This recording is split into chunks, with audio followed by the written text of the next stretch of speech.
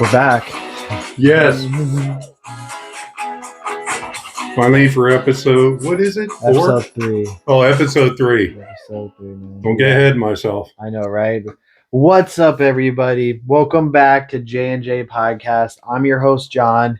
He's John, and we're glad to be back with you. We've been battling a lot of diseases, but we'll jump into that. So grab your coffee, kick back, and get ready for some fun stories, plenty of laughs, and let's get into it. Mr. John. Yes. How have you been this last month, buddy? I'm glad to be back talking, actually. Gosh, when they say you have the flu, for me, it took me more than 10 days. I know that everybody was pretty much at the hospital, the 1A hospital beds. I tried to keep myself out, which I did. So my kitchen looked like CVS with all the medicine, antibiotics, water, and taking zinc, vitamin C, oranges. My appetite isn't totally back, which is okay with me. But other than that, just dealing with sinus infection and trying to get rid of that. But I never had the fever. Did you? No, man. So I don't know what we had, but I was down for a good 8 days, and it was crazy. Like, I was exhausted. I slept. It felt like COVID, but it was negative. We tested negative, right? Right. But I'm pretty sure it was the flu. We were down and out. My wife and I, my kids, all they got was strep throat and like some stomach bug through all this, which was awful in itself. But we were down. Like, I was pretty sick. Yeah. And I'm glad to be back. Yes. And start feeling better. I'm glad you're feeling better too. Oh, I feel much better than what I did because I just couldn't get out of bed. Yeah. It was, and I'm sure people out there, because it's been in Ohio, and I'm sure other people are feeling it. If you're feeling it, it will pass. Okay? Believe me, it will pass. Just take your vitamins, your vitamin C, your B, your D, your zinc. Take everything. Just stay protected. Wash your hands. So I even did elderberry. Oh, that's big for you, dude. Yeah, that is. So, but you were around 70,000 people. Correct. At the Rumble. Correct. The Royal Rumble. Sarah got me a birthday present, and we got to go to the Royal Rumble in Indianapolis. So how was that? It was crazy. Crazy, man. We went with our friends Joe and Lisa, and we had really good seats. We're about 16 rows up, right where the wrestlers came out at. Oh, wow. Yeah. Okay, so first of all, that's the first time I saw it, and I was glad I was watching it in my living room. But first of all, I didn't know you could fit that many people in the ring, and they were just like kicking people's butt, throwing them over the side. And I guess that once you're over the ring or over the ropes, you're out. Yeah, it's over the top rope. So there's 2 matches. It's a man and a woman, 30 men, 30 women. It starts off with 2 people, and then every 90 seconds, a new entrant comes in, right? And the last man or woman standing wins the match. There was other matches too. There was a tag team match, and then there was a ladder match. That ladder match was brutal. That was crazy. It was, yeah. And they say wrestling's fake. I feel like sometimes you can't fake that stuff. But it was an amazing experience. Immediately as soon as we got back, I got sick. But being around 70,000 people, you're probably going to get sick for something like that. So Cena, I guess he was surprised that he got thrown out. Yeah, so John Cena was the one that everyone expected to win, but he didn't, and it was Jey Uso. And that's why I'm repping this shirt tonight, Yeet. And it was awesome. It was okay, so now, from what I heard a couple of days ago, he's turned bad. Yeah, so not everyone who knows me knows I'm a huge wrestling fan. I still watch it at my 37 years of my life. Absolutely love it. But John Cena turned heel, or a bad guy, as they would say. And it's probably the biggest thing that's happened to wrestling since Hulk Hogan in 1996, where he did a Bash of the Beach. Oh, yeah. The NWO. So, yeah, John Cena turned into a bad guy this past weekend. Kind of crazy. Over 100 million views on YouTube in 48 hours. Oh, my gosh. So all of you who give me heck for being a wrestling fan. I say that's a lot of people watching a video, Oh yeah, So yeah. So John, tell us what we're going to talk about tonight. yeah, so tonight we're going to be talking more about people pleasing. We're going to lead off back in that. Last time when we led off of it, we were talking about stress and anxiety with people pleasing, right? So tonight we're going to be talking about prioritizing your values, setting realistic expectations, and then my favorite part is when you give your biblical perspective. That is my favorite part. So let's get in here, John. So prioritizing your values, and when I say making sure your values are the most important, I'm talking about your faith in God, your family, your work life balance, and then your friends. So I think it's really important that you prioritize what's the most important to the least important. But when it comes to people pleasing, that can all get out of whack. Oh yeah, definitely. And so what I mean by that, so young in my career, when I came into the industry and I first got married with Sarah, um, I put my job above her because I wanted to make sure I moved up in the company fast, and I made sure I was people pleasing everybody. Yeah. And it hurt my relationship with my wife. It even hurt my relationship with God, honestly, because I was more worried about my job than going to church sometimes. Yeah. Yeah. You know? And so I never really prioritized my values until I became more mature in my career, realizing that people don't always care about what you do for them at work. Exactly. What about you, John?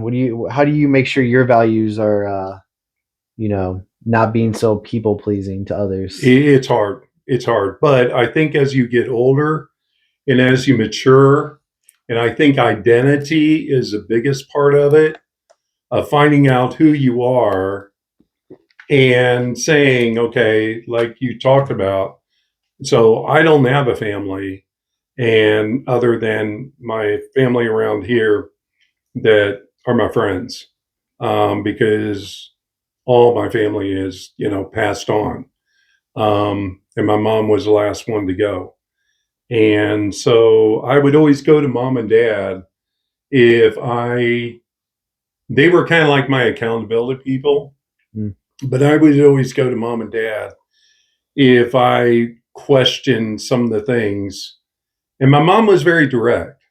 And she said, yeah, you're compromising.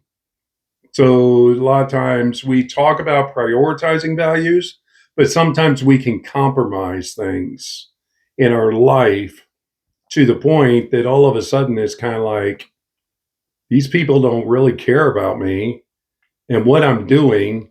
And I'm working hard to be in front of them just so I can get the next promotion. Yeah. Or just so I can be liked. Yeah. And I talk about teens like this is your friendship and your circle of friendship is very important. But some of the values that I set for myself is I need an accountability person I can talk to. There are sometimes I talk to John and there's other guys that I also talk to about life issues. And I think it's very important that you set that up. But if you don't have God in the values at all, your day is going to be screwed up. Yeah. Let me just tell you that. Yeah. So bringing God into your day, and there I go on a preaching mode. So take it away, John. Oh, you're okay. We'll get to that, but I think, once you prioritize your values and you realize how you're people pleasing, I think you also have to set realistic expectations. Yeah. Especially realizing what's most important to you when you wake up in the morning. You know what I mean? Like, for example, when I wake up, first thing I do is do my devotional. And it's surprisingly, I do it with you and Ben, right? We do it right there in the Bible. Right there in the Bible app. So that's my first thing because I feel like your relationship with God is the most important. And then, second most important thing in my life is my wife, and then my children and then my job. So I make sure I set my realistic expectations right off every single day. Before that ever happened, though, I just people pleased everybody. Yeah. Like Oprah giving free cars away back in the day, right?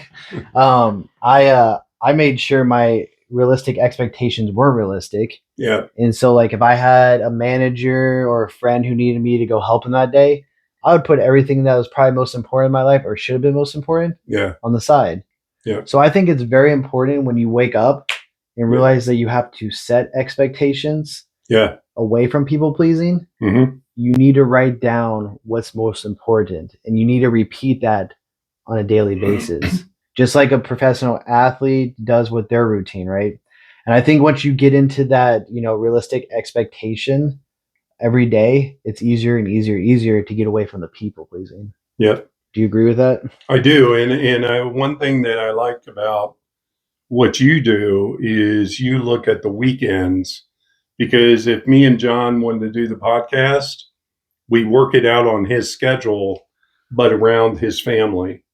And I think that that's very important, to put your family there, to have a pizza night, to have a movie night, to be present in your family rather than saying, okay, well, I could go ahead and go over here and do a podcast with John.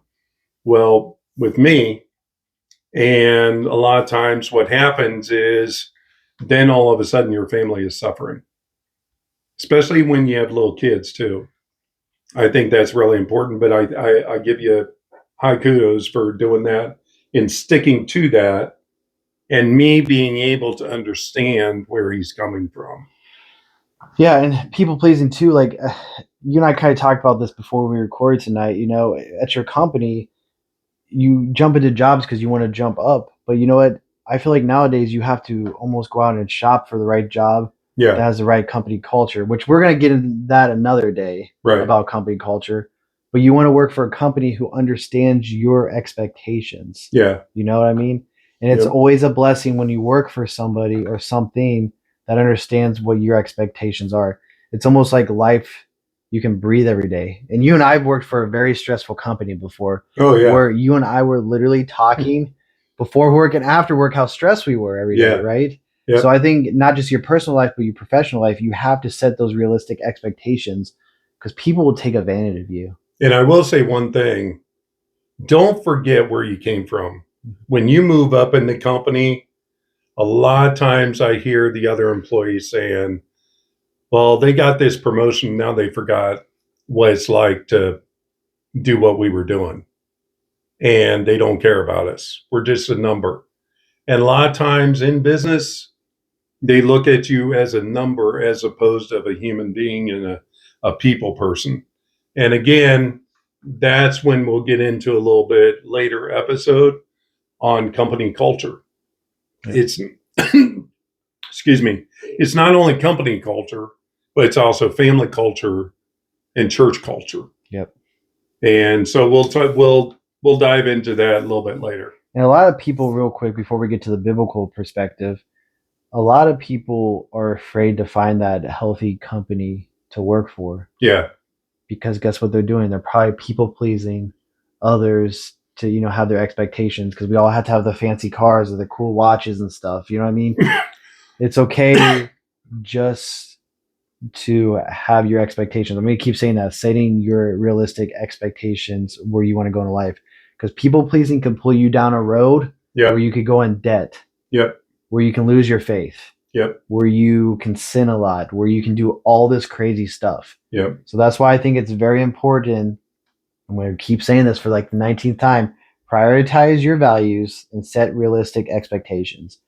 And this is where I love my favorite part of our podcast is when you give us your biblical perspective. So take it away, Mr. John. Alrighty. So I'm just going to talk from a spiritual standpoint. Is, where I talked about letting God in your daily life, not only your daily life, but your day. And if you really look at what Jesus did when he walked this earth, he had his own people, his disciples. And what did he do? He basically spent time with them. He basically went and said, I want to teach you how to fish after men, because these were fishermen, these were doctors, these were lawyers, these were tax collectors. And what they did was they gave up everything to follow Jesus. And I think that that's very important because Jesus dove into them and just discipled them and just talked to them and poured everything that he was into them. And I think that happens when all of a sudden, were they ready when Jesus died on the cross for all of us? And were they ready to take on what he taught them? Some were and some weren't. Some that were their friends stabbed him in the back, literally. Told the soldiers where he was when he was praying to his father. He prayed 3 times, God, let this cup pass from me. In other words, dying on the cross. But he kept telling disciples over and over again, one day I won't be with you. One day I won't be with you. I'm going to the cross. I'm going to my Father. And when I go to my Father, then I will send the Holy Spirit, which is basically our comforter, and to teach us. And that's sometimes what happens is now we are the disciples that God uses as vessels. And I think the other thing is, even if you break it down into real world, is you have a core, and you have a core of where you can talk to about stuff, but you have to trust that select 3, maybe 5, if even that won't stab you in the back, but will tell you what you need to hear. Then the circle gets bigger to the second part of the circle. And that's kind of like friends that you hang out with. But it's not something where you dive in and tell them what you're going through, and the trust has to be built back up. Then you have your crowd, is what I call it. And your crowd is basically that you would go to a game with, that you would hang out with, that you would go to Roosters, or you would go to different restaurants to hang out with, that you drive on a long trip with, maybe. So we all have our friends, and we all have values. But in James, it basically talks about that sometime when I talked about compromising, it talks about in James 1 of where you're like a boat that is tossed to and fro. And I've actually seen this, is people can't make decisions. Why? Because they want to please people on their decision, and knowing full well you can't please everybody. Or they want to go ahead and make a decision that may be against, but they can't make a decision because they've compromised in either work or family or their friendships. And that carries on through. But here's the thing is, you've got to set values.